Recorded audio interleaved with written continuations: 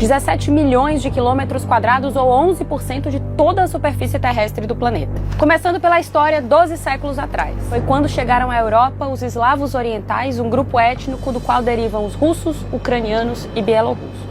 Naquela época, os eslavos se organizavam em pequenos principados. Um deles era o de Novgorod, onde hoje fica a Rússia, e foi a origem do primeiro grande estado eslavo chamado Rus de Kiev. Mas Rus de Kiev se desintegrou no começo do século XIII com a expansão do Império Mongol. A invasão comandada por Batu Khan, neto de Gengis Khan, permitiu aos mongóis ocupar toda a Rus de Kiev, exceto pela República de Novgorod.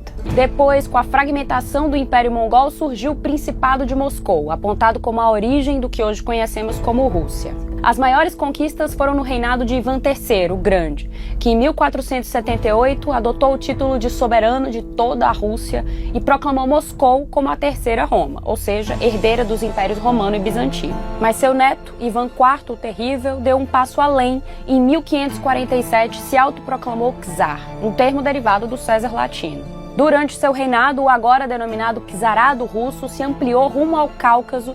Foi nesse período também que começou a ocupação russa da Sibéria. Viria em seguida uma nova dinastia, a dos Romanov, que duraria até a Revolução de 1917. O primeiro foi Miguel Romanov, em 1613, que deu continuidade às conquistas rumo a leste, sem encontrar grandes obstáculos ou resistência. A grande mudança seguinte na história da Rússia veio com Pedro I o Grande. Em 1721, ele assumiu o trono de imperador e o czarado virou Império Russo. Essa decisão ocorreu depois de uma vitória importante diante da Suécia, dando aos russos um acesso ao Mar Báltico. Na região do Mar Negro, a imperatriz russa Catarina II, a Grande, precisou lutar contra o Império Otomano para anexar a Crimeia em 1783 e Odessa em 1793. O Império expandiu seus domínios até a Ásia Central, em territórios que hoje conhecemos como Cazaquistão, Uzbequistão e Turcomenistão. Mas assim como a dinastia Rurikovich, a dos Romanov também teria seu fim. E assim chegamos ao início do século XX. O fim do Império também levaria à independência da Finlândia, da Polônia e dos países bálticos, Estônia, Letônia e Lituânia.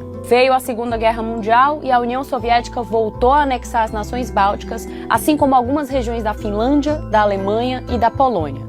A região de Kaliningrado, por exemplo, que hoje pertence à Rússia, era antes parte da Alemanha. Com a desintegração da União Soviética em 1991, voltaram a surgir vários estados independentes pós-soviéticos, incluindo a Federação Russa.